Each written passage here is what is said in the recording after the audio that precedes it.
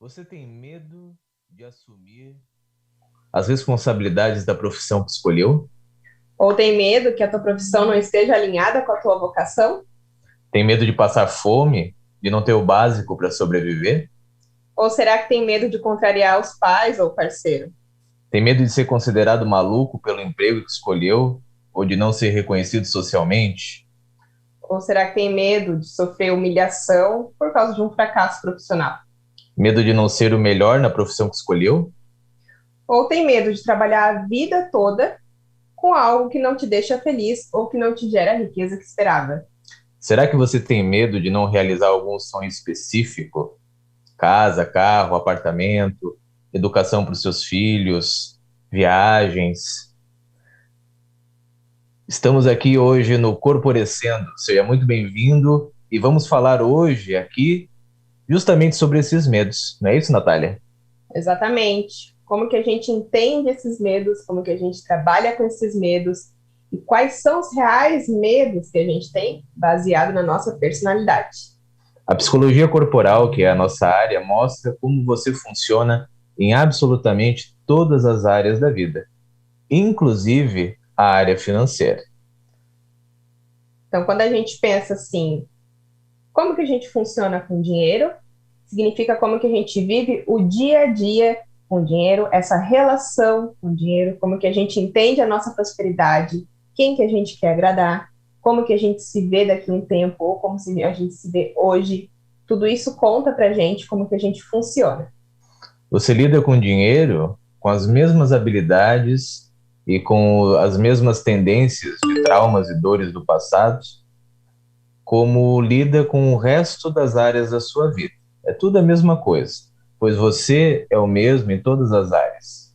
E quando você aprende quais são as habilidades que você tem para prosperar, tudo pode funcionar muito melhor para você. Acredite, não interessa onde você está hoje, pode ser muito melhor do que já é. Tá? Agora, se você quer resolver, quer enfrentar e resolver os medos que acabamos de citar, então, né, fica aqui conosco, tá? Nós vamos começar a desatar esses nós na sua cabeça e no seu corpo. Então, nós vamos nos apresentar. Eu sou empreendedora, meu nome é Natália, eu sou terapeuta corporal, né, analista corporal. O Eduardo é psicólogo, vai falar um pouquinho sobre ele. E a gente vem trazendo esse canal com o objetivo justamente de ajudar vocês a se entenderem e a desatar essa trava financeira. Como falou a Natália, eu sou psicólogo, né, sou especialista em filosofia e neurociência e sou da abordagem da psicologia corporal. Né? Assim como a Natália, também sou analista corporal. E nós queremos ajudar você com o Corporecendo, não é? Através da aplicação prática, cotidiana da psicologia corporal. Né? E o nosso primeiro alvo, vamos dizer assim, é uma das maiores dores humanas, que é a área, né? O setor financeiro, o setor das profissões, né? Das vocações profissionais. Já queria pedir para vocês compartilharem essa live, enviarem para os amigos, para quem vocês acham que precisam de uma força aí financeira, um apoio aí para entender como que funciona. E lembrando que a questão financeira, ela nem sempre tem a ver com eu ganho o suficiente para me sustentar. Às vezes, tu pode ter um sonho muito maior que está aí travado também pela questão financeira.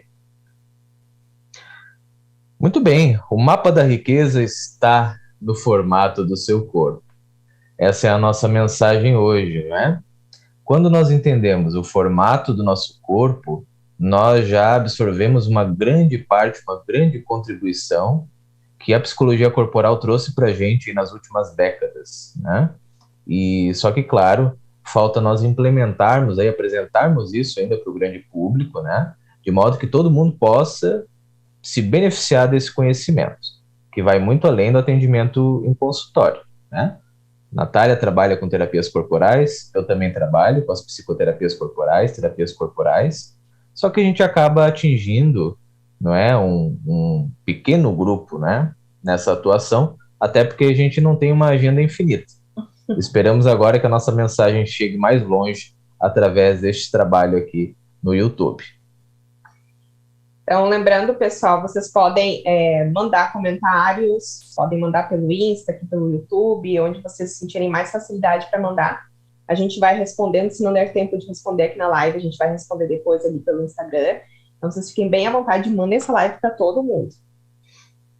Compartilha essa live aí, pelo menos com 3 pessoas que você acha que gostaria desse tema, que está ligado em autoconhecimento, que gosta de psicologia, né? O que é psicologia? É a ciência que busca entender o nosso comportamento. Sou suspeito para falar, mas eu acho que não existe nada mais interessante para nós humanos que o nosso comportamento, porque isso é a chave da construção da nossa realidade e da sociedade que nós conhecemos. A gente vai trazer aqui os traços de personalidade, e eu queria deixar bem pontuado que as nomenclaturas que a gente vai usar aqui não são nomenclaturas de patologias, não significam doenças, distúrbios ou qualquer coisa do tipo. São só nomenclaturas clássicas que foram desde o início assim, e a gente vem mantendo, né, para ficar mais fácil a explicação. Então, quando tu ouvir os termos aí, esquizoide, psicopático, não se assustem, não tem a ver com nenhum distúrbio, com nada. É apenas o nome relacionado ao formato de corpo e da personalidade. É uma escolha manter o nome científico, né, até para nós darmos a característica que a psicologia corporal tem, que é de ser uma ciência. Mas como falou a Natália, não se assustem aí com os nomes, isso faz parte da história da psicologia corporal, né? E a gente tem que entender que estrutura é diferente de transtorno. Dá para compreender isso? Uma estrutura psicopata é diferente de um transtorno antissocial, que é o dodóizinho da cabeça lá, que é o psicopata, o serial killer dos filmes e tudo, né? Só que existe o quê? Existe na infância grandes fases do nosso desenvolvimento infantil, né? Então nós temos grandes saltos durante a infância no nosso ganho de autonomia, no desenvolvimento do corpo e da mente. E nesses grandes momentos de desenvolvimento nossos, nós temos a raiz desses traços de personalidade, que na psicologia corporal nós chamamos de traços de caráter. Todos nós temos todos os traços de caráter. O que muda, o que nos faz singulares, eu sou um ser único, a Natália é outro ser único, você que está me escutando agora também, né? É a combinação desses traços de caráter. O que muda é a porcentagem que você tem de cada um desses traços de caráter, certo? E, para tirar de novo essa bruxa assim de cima do psicopata, todos nós temos o traço psicopata em diferentes proporções, né? E isso não tem nada a ver com o transtorno, tá? Então, quando a gente pensa assim, todo mundo tem os 5 traços. Vamos pensar num download de 100%. Esse 100% ele é dividido em 5 traços, em 5 porcentagens, né? Então, algumas pessoas, por exemplo, podem ter mais de um e menos de outro, e assim a gente vai fazendo as combinações. Então, é super importante tu entender, porque às vezes tu está em um ambiente ou cercado de pessoas que não favorecem aqueles traços com maior porcentagem. E aí a gente começa a entrar nos problemas, né, de não conhecer os traços de personalidade, os traços de caráter. Assim como também nos relacionamentos. Porque, na real, a tua relação com o dinheiro já é um relacionamento. A forma como tu trata isso é um relacionamento. Então, é super importante a gente entender esse processo e também pontuar que não existe um traço melhor que um outro. Eu queria ter mais desse aqui, então vou fazer esse comportamento para ficar com esse traço. Não é assim que funciona. Todos os traços possuem habilidades. Então, a gente foca, né, e trabalha nessas habilidades que os traços têm para promover esse desenvolvimento. Agora, pontualmente, né, na parte financeira. Todos nós, quando a gente estava se desenvolvendo na infância, a gente passou por esses momentos de aquisição de habilidades e eles vinham todos sempre com uma sensação de insuficiência, porque nós somos insuficientes, sobretudo quando nascemos, né? E quando nós estamos ali enfrentando essas dificuldades, algumas delas já têm a ver toda com essa parte psicológica nossa, às vezes é a nossa percepção naquele momento como crianças, né? Que faz com que a gente estimule determinada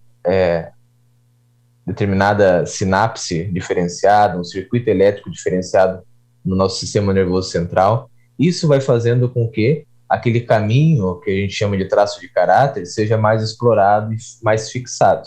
Mas não tem como você programar isso voluntariamente. Você, de repente, como pai, pode criar um ambiente o mais saudável possível nos mais diferentes aspectos. mas você também vai estar educando com o seu inconsciente. Então é muito difícil controlar esse processo, né? E quando a gente passa por essas dores naturais do nosso desenvolvimento, vamos dizer assim, né, são esperadas essas dores nesses momentos, a gente desenvolve essas habilidades que a Natália citou agora por último, para lidar justamente com essas dificuldades, né? Acontece que, quando no futuro nós vamos nos relacionar com dinheiro, vamos fazer dinheiro na nossa vida, nós também vamos fazer conforme as habilidades das nossas personalidades, nossos traços de caráter. Se nós não entendermos disso, não adianta você ter tabela, não adianta você estudar educação financeira, não adianta você, enfim, não adianta nada do que você está vendo por aí, focado só nos números, esquecendo do ser humano que está operando aqueles números. Então, por exemplo, uma das marcas, das cicatrizes que a gente faz é logo no nascimento. O nascimento, por exemplo, ele é um evento traumático para a criança, né? Então, ali ele já faz essa marca. O meu nascimento não foi igual ao do Eduardo, então vai ser igual ao teu, e o que isso significou para a criança também, né? Nesse momento não vai ser igual. Então, ali a gente já tem uma primeira marca, por exemplo. Por isso que mesmo que tu controle todo o teu ambiente, não tem como tu impor um significado para a criança nesse período de desenvolvimento, né? Até ali os 6, 7 anos de idade. A criança é que vai dar um significado para aquilo conforme o que ela entende, né?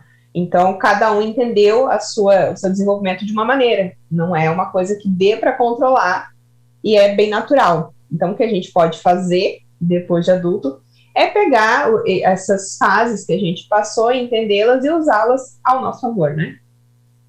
Exatamente, assim a gente vai se adaptar melhor ao ambiente, né? A gente vai poder flexibilizar aquela estrutura de sobrevivência infantil que a gente criou e vai poder se tornar um adulto saudável. Vai poder usar todas as habilidades, então, que a gente explorou melhor, né, na infância, já desde o início da vida, e vai poder usar isso na sua máxima potência durante a vida adulta, tá?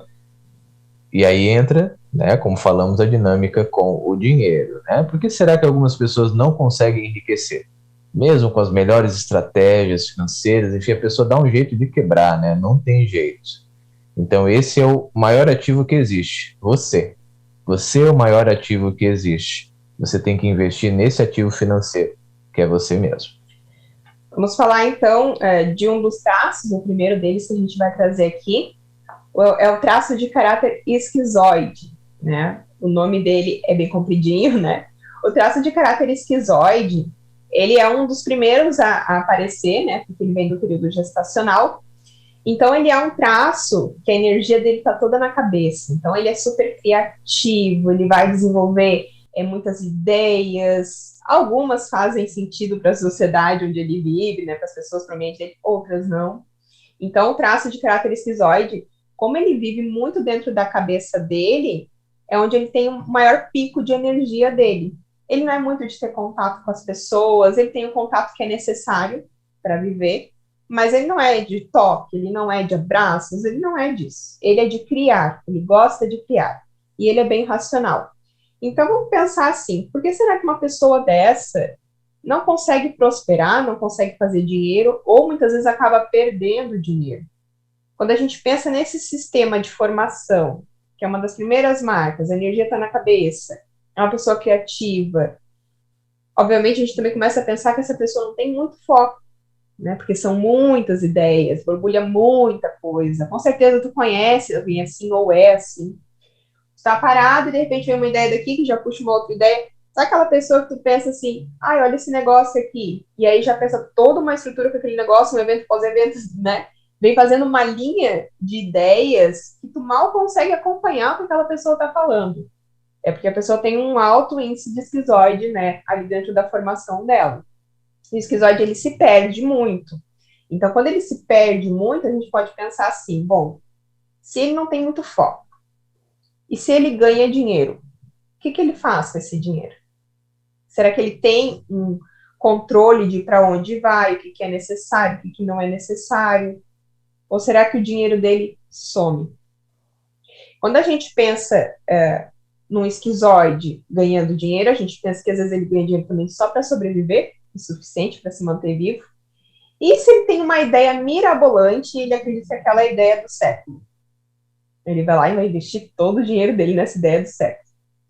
Aí a gente vem com outros traços, né? Que quando a gente conhece, a gente consegue equilibrar e dar um suporte para esse traço esquizoide, para dizer se essa ideia vale a pena ou não, se tem que guardar dinheiro ou não. Porque às vezes o esquizoide pode não conseguir fazer isso sozinho, né? Então a gente precisa do suporte dos outros traços. E aí vamos pensar. O esquizoide, quando ele tem uma dificuldade para enriquecer, por que será? Será que ele tem um planejamento de futuro? Ou será que ele diverge em muitas ideias e não percebe o que ele está fazendo agora? O esquizoide tem a tendência a desaparecer, porque ele não quer ser rejeitado, né? Então, são aquelas pessoas que se isolam muito.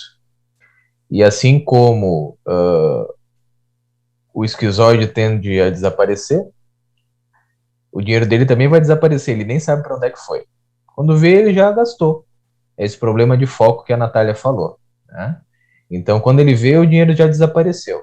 E ter dinheiro pode ser um problema para quem não quer aparecer, correto? Ter dinheiro vai fazer com que você brilhe, com que você apareça.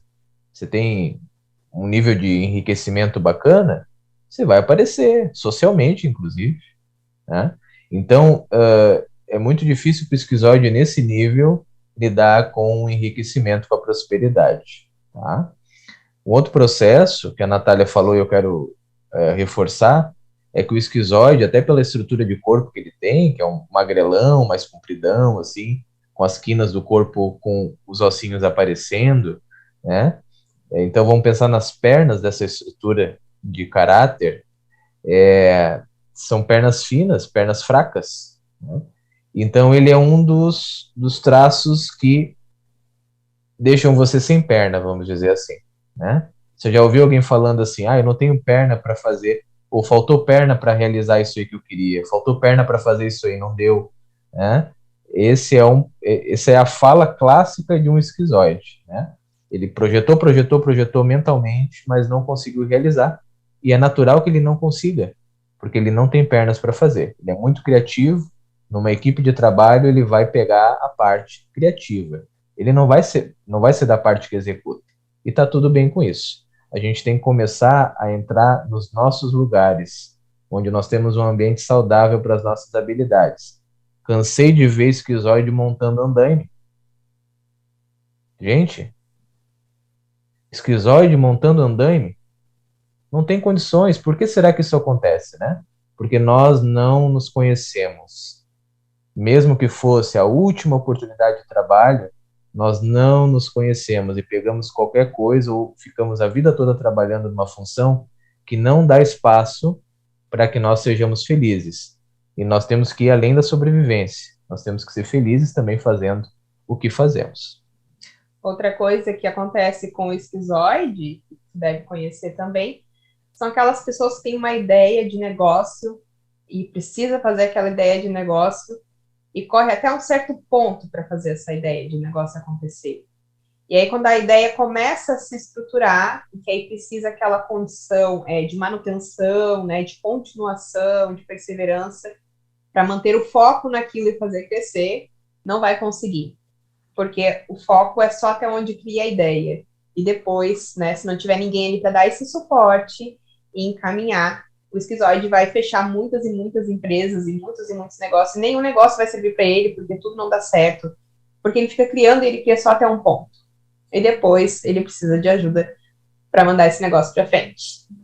Está no campo das ideias, tem que trazer para o campo da realidade, daí dessa realidade que nós temos aqui, né? E para isso o esquizoide vai precisar, sim, de executores, vai precisar de pessoas que auxiliem ele nesse sentido. Podemos começar agora a falar do oral, né? Seguindo no nosso desenvolvimento humano, nós temos a fase, então, em seguida do nascimento, que vai ser a fase da amamentação, de 0 a 2 anos de idade, em média, né? Flexibilidade nas pontas, né? Nos limites desse período, tá? Então, essa criança, no período de amamentação, vai ter um medo básico, que é o medo de ser abandonado, né? Tem uma entidade, que é a mamãe, né? Que atende essa criança. Então, essa criança vai viver nas suas entranhas essa essa insegurança, esse medo de ser abandonado, né? O que será que uma pessoa que fixou bastante essa fase vai ter depois como comportamento na vida adulta em relação ao dinheiro? Ora, uma das coisas que pode parecer para muitas pessoas até um absurdo, mas é a realidade de muitas pessoas, a realidade mental aqui, né? Tem pessoas que têm medo de passar fome, né? Tem pessoas que têm medo de passar fome. Então essa questão, na maioria das vezes, felizmente, é uma fantasia, tá? É uma fantasia.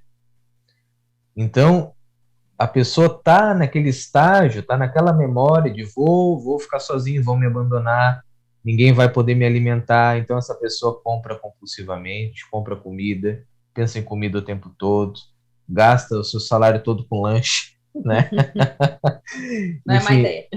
ela não tem esse controle. Nós dois temos bastante oralidade, né? Então a Natália está falando algo a partir da oralidade dela também. A gente gosta bastante de comprar comida, né, para saborear. Só que, claro, né, um oral que não consegue satisfazer a sua oralidade, o que que acontece? Ele come demais e come coisas que não são tão saborosas assim, né? Então, o oral ele pode escolher degustar alguma coisa que ele gosta bastante, e isso vai trazer de novo o estímulo para cá, o prazer da oralidade, do sabor, né? E a gente não tem só a comida para satisfazer o oral, né? Conforto, entende? Conforto, carinho, contato, toque. Assim como o esquizoide não gosta de toque, o oral gosta de toque. O esquizoide quer desaparecer, o oral quer proximidade. Ele quer assim, oi, ó, tô aqui, ó. Oi, me dá um carinho, né? Agora não que eu tô esquizoide. Agora não me encosta, Certo. não. Tem uma característica muito interessante do oral, né? Porque ele tem esse medo de não ter como se sustentar. Eu vou morrer de fome, eu não vou ter como me sustentar, eu não vou ter como me alimentar.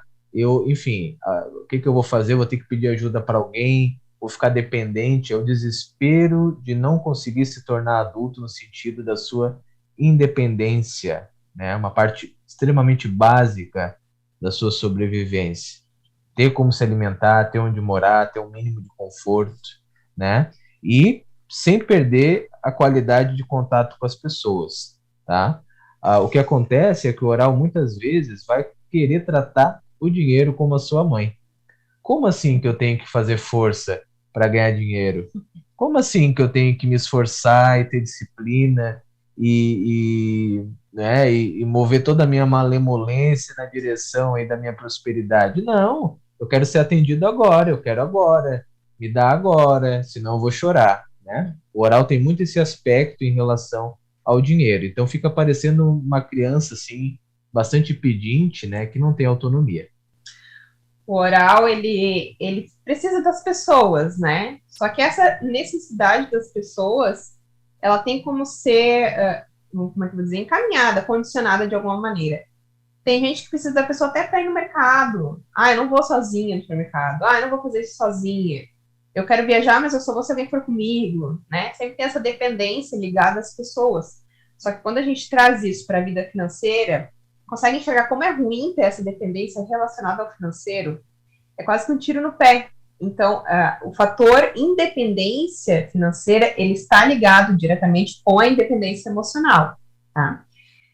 Outro traço que a gente vai falar agora é do psicopata, ou psicopático. Eles quando falam, ai meu Deus, é psicopata. É bom, gente, isso é maravilhoso, todos eles são maravilhosos. O psicopata, ele tem um medo base de ser manipulado, porque ele foi manipulado pelos pais ou por pessoas próximas na infância, onde ele foi condicionado que se ele agisse de alguma maneira ou fizesse alguma coisa, ele teria um retorno. E geralmente esse retorno é o amor, a admiração dos pais, ou porque ele é cuidado. Então, geralmente, quando a criança está no colo, o pai fala assim: faz aquilo ali, que daí o pai vai te dar alguma coisa. Ou quando a criança faz uma pirueta e os pais batem muita palminha, né? Tipo, valorizando aquilo. Então a criança já associa que sempre que ela fizer algo, ela vai ter algo em troca, né? Vai ter aquela atenção dos pais, aquilo em troca. Só que da mesma forma que a criança entende isso, ela também entende que foi manipulada. E aí esse medo da manipulação permanece na vida, né, da pessoa quando adulta. E o psicopata, ele tem uma necessidade de poder e de controle muito grande, né? Esse traço na pessoa, né? Então, se tu tem aí essa necessidade do controle, né? Vamos abrir o olho. Ele tem essa necessidade do controle muito grande do poder justamente para não ser manipulado de novo. Então, ele tem uma tendência, ele consegue manipular muito bem. E aí, essa tendência de manipulação, ela vai direto para as negociações. Então, o psicopata, ele vai negociar muito bem tudo o que ele quer. E é uma coisa que a gente precisa prestar atenção. Negociação não quer dizer que é algo ruim. Porque às vezes a gente é educado socialmente que negociar é algo desconfortável, é algo não aceitável, não precisa, né? Mas para o psicopata, para quem tem esse traço um pouquinho maior, isso é prazeroso, é divertido. E negociar para o psicopata que está no recurso, que tem a habilidade dele, significa que ele vai deixar todo mundo ok com isso. Então eu vou negociar com o Eduardo, mas ele vai ganhar também e eu também vou ganhar. Então isso é o ápice do psicopata. Os dois estão ganhando.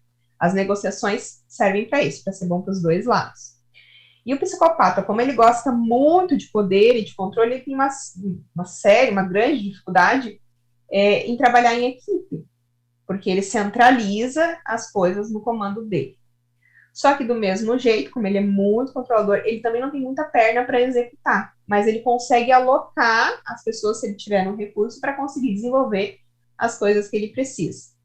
Mas vamos pensar, por que ele não consegue dinheiro, então? Se ele é tão bom em negociação. Às vezes ele pode não estar no recurso dele, então ele não está conseguindo negociar, ou negocia de uma forma que ele não ganha, ou negocia de alguma forma prejudicando os outros. E como ele gosta de poder, a demanda dele em gastar dinheiro vão ser em coisas que lembram poder. Então, o psicopata, para ele, não serve qualquer celular. Tem que ser um celular que demonstre que ele tem poder aquisitivo. Não basta qualquer viagem. Tem que ser uma viagem que mostre que ele tem poder aquisitivo. Ele precisa se sentir poderoso frente aos outros, para não ser manipulado de novo. Então, ele entende que se ele tiver poder, não vai ser manipulado. O psicopata, ele tende a desenvolver uma relação bastante vertical, né, com seus colaboradores. Então ele quer estar sempre por cima, né? E tudo bem, o psicopata pessoa, o psicopata em nós, esse traço, ele é o líder mesmo. Ele é o estrategista, ele é o cara que vai ser realmente aquele que deveria estar coordenando a equipe, mas coordenando a equipe, tem que ter equipe, né? Se ele estiver sozinho, ele não vai conseguir realizar nada. Esquizoide, oral e psicopata são traços que estão sem perna. E tem uma explicação para isso, né? Nessa fase do desenvolvimento, até o psicopata não tinha tanta mielinização na direção das pernas. Ai, meu Deus, o que é isso, Eduardo? Né? Quer dizer que a sensibilidade nervosa não tinha chegado ainda tanto até os membros inferiores. Estava mais na altura do tronco, entende? Então, ficou por ali, muito estímulo, e aí esses traços se desenvolvem mais. Esquizoide, oral e psicopata. Tá? As perninhas geralmente vão ser finas, sem tônus por causa disso.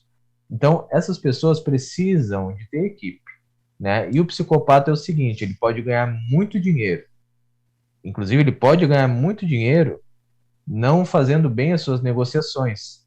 Ele pode, então, ter dinheiro sem prosperidade. Ele pode ter dinheiro sem ética. Ele pode ter dinheiro sem felicidade. Porque ele vai acabar sozinho. Ele vai acabar... Não que isso importe muito para o psicopata, mas é isso que vai acontecer. Uma hora ele vai perceber que toda aquela história que ele fez foi construir um castelo nas nuvens, né? Então, para evitar isso, o psicopata tem que entender: eu tenho que fazer negociações que sejam boas para todos. Eu quero sair ganhando. Claro que eu quero. Mas eu também quero que o outro saia ganhando a parte dele e seja feliz da mesma forma. E assim o psicopata está no recurso. Assim os negócios do psicopata vão para frente. Assim o psicopata vai ganhar muito dinheiro e ele ganhando dinheiro, ele vai trazer benefício também para as pessoas com as quais ele está negociando. Antes de tu entrar no masoquista, outra coisa do traço oral também, né? Não do psicopata, do oral mesmo. É que o gasto de dinheiro às vezes pode ser excessivo, né? Vamos supor, o oral tá ganhando muito, muito dinheiro. Mas ele pode gastar muito dinheiro tentando agradar os outros e que as pessoas por perto. Então, vai gastar dinheiro, às vezes não é com ele, mas às vezes é bancando e sustentando de alguma forma os outros para manter eles ali pertinho dele. E o psicopata vai gastar o dinheiro tentando mostrar um poder. E às vezes é um poder que ele ainda não tem, né? Aquele poder aquisitivo que ele ainda não tem, e que ele poderia estar usando, né, esse traço dele para fazer negociações, para sim ter muito dinheiro. Mas às vezes está no recurso errado. Nós conhecemos um caso de psicopata, acho que até Dodói também, né? Muito próximo, ganhou bastante dinheiro. A primeira coisa que fez foi comprar um carrão zero. Por que será que ele fez essa escolha? Não, poderia ter comprado uma casa, né, para abrigar a sua família, o filho que estava vindo, né? Não, comprou um carro. Por que será?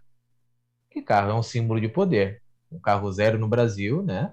Tem os babacas ainda que vão atrás disso, né? Um símbolo fálico, um símbolo de poder, um símbolo masculino, né? Então, olha só como nós podemos nos perder nos nossos funcionamentos e nas nossas dores, né?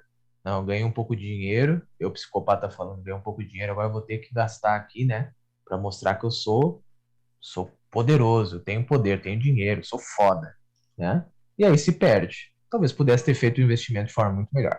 E tudo bem, se quiser gastar com isso, se não tiverem outras demandas na frente. A questão aqui é o porquê a tua vida tá do jeito que tá.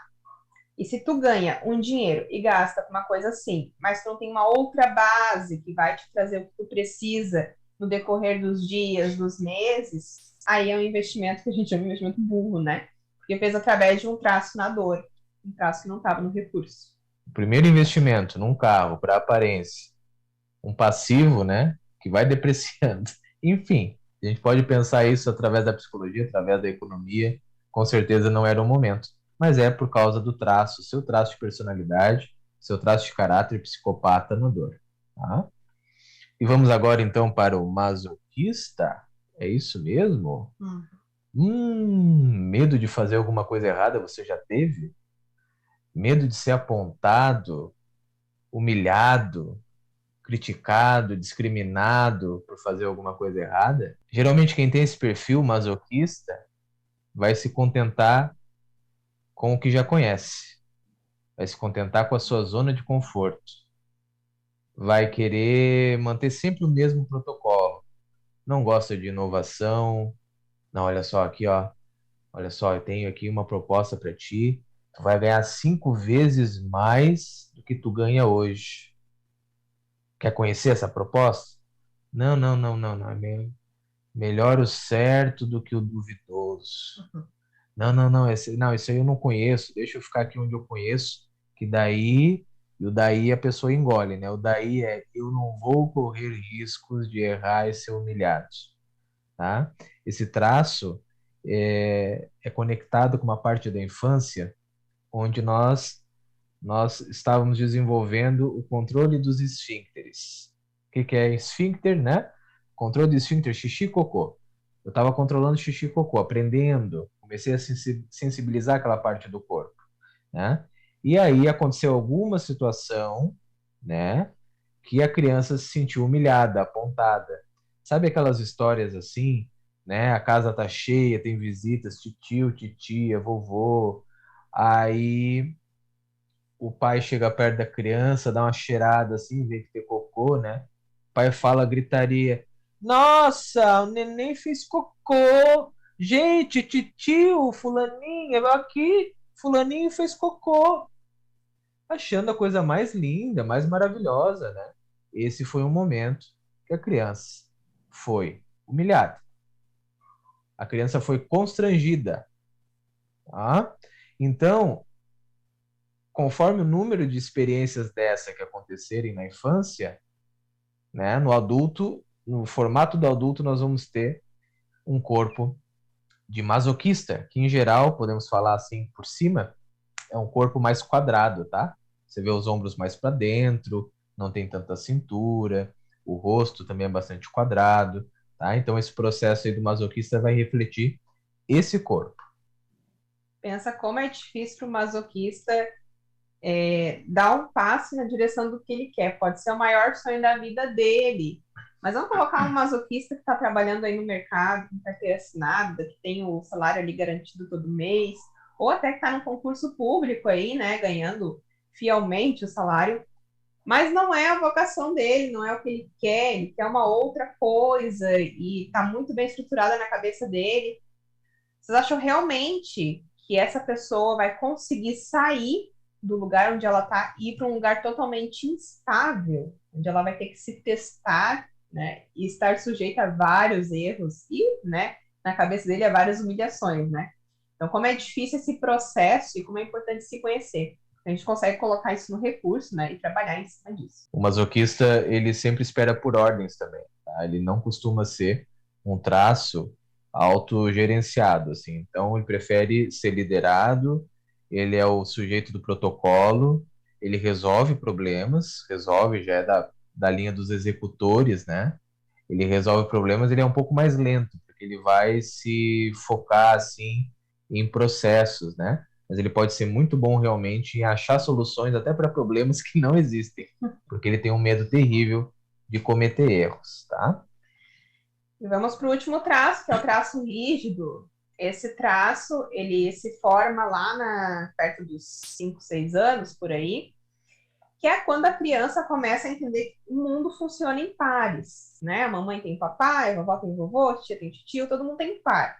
Aí a criança se questiona onde está o par dela, né? A menina vai lá, onde é que está meu par? Bom, não achei meu par, então meu par ideal é o meu pai, né? Vai lá e condiciona isso. Só que o pai já é da mãe. Então a mamãe vai lá e faz um corte. Não, o papai é meu. Você vai arranjar o seu par quando crescer, né? Faz essa triangulação. Então ali a criança fica com a dor de ter sido trocada, né? Como se o pai de alguma forma tivesse escolhido a mãe e não ela, né? Disseminando esse triângulo aí de uma forma que a criança entendeu dessa maneira, que ela pode ser trocada. E essa dor de ser trocada é que ela vai carregar, né, depois na vida adulta. Então ela vai sempre buscar a perfeição, porque ela nunca mais quer ser a segunda opção, ela nunca mais quer ser trocada. Então ela vai buscar a perfeição em tudo que faz, né, o traço rígido em tudo que faz. Então ela tem muito medo de não ser a melhor pessoa, a melhor profissional, a melhor nisso, a melhor naquilo, vai investir muito na aparência, porque ela tem que ter a aparência perfeita. Então o traço rígido ele começa a atuar aí nesse momento. E onde é que a rígida vai se perder aí no dinheiro, né? Como é que ela vai conseguir se perder nesse dinheiro? Um exemplo, tá? Saiu uma blusinha nova da moda. A rígida tem que ter. Ela vai começar a fazer essas compras também para ser sempre a melhor escolha, porque vocês imaginam alguém que tem esse traço de perfeição não estar à frente da moda ou ali na perfeição do que pede a moda, né? Jamais vai sair desarrumado de casa, então aí começa a gastar muito mais do que tem. Ela também pode ter uma competição que não é saudável, né? E essa competição, até um certo ponto ela é saudável, mas em outro momento não. Vamos supor, ela quer tanto uma perfeição que, com medo de não fazer perfeito, acaba não fazendo. E aí a pessoa começa a perder dinheiro. Vamos supor que isso está no comércio, está numa empresa, eu sou vendedora. Mas aí chega um cliente, eu acho que eu não vou atender super bem esse cliente e eu não sei como é que eu vou fazer com esse cliente, então eu não vou nem atender.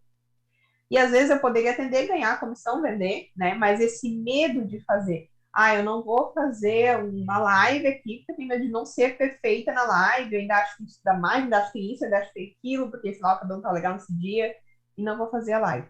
Vocês entendem que essa busca pela perfeição, para ganhar dinheiro, em alguns momentos, ela já não serve, né? Então, a rígida, ela acaba perdendo dinheiro, às vezes, por nem entrar na brincadeira, nem entrar no jogo, com medo de não ser a melhor naquilo. A rígida jamais vai entrar numa corrida se não for para ganhar a corrida. Então, em alguns momentos, isso acaba fazendo, né, a gente perder dinheiro, porque não pega e simplesmente faz o que tem que ser feito, com medo de não fazer perfeito. Sabe aquele avião de último tipo, última geração, que está esperando para decolar? Esperando para decolar? Não, mas agora estamos ligando a turbina, né? esperando, vai atrasando. Não, tem uma. Ah, não, mas tem que virar mais essa chavezinha aqui. Espere, e não decola. Esse é o rígido, esse é a rígida. O rígido e a rígida têm esse perfil. Sempre na antessala do sucesso. Sempre ali. Não, agora. Não, mas só deixa eu preparar um pouquinho mais. Não, mas só deixa eu ler um pouquinho mais.